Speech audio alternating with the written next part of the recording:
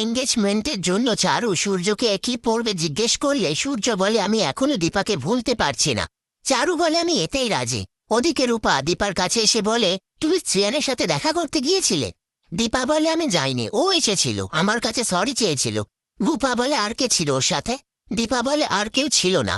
এরপর রূপা বাইরে বেরিয়ে এসে মিশকাকে ফোন করে বলে তুমি খুব খুশি হয়েছ তাই না? মিশকা বলে আগের মতন যে সিচুয়েশন নেই সেটা তুমি বুঝতে পারছো না না?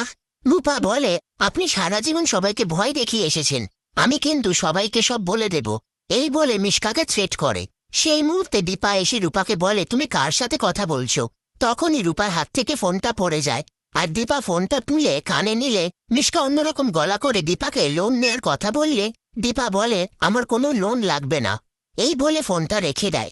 তারপর দীপা নিজের হাতে রান্না করা খাবার রূপাকে খাওয়ায়। সেই সময় চারু আর সোনা বিগ বংয়ে আসে।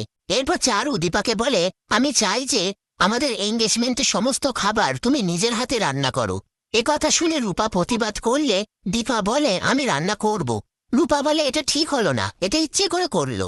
পাশ থেকে সোনা বলে বেশি বুঝে গেছে ও, বিগ বং যে এত বড় একটা অর্ডার পেল সেটা বুঝলো না।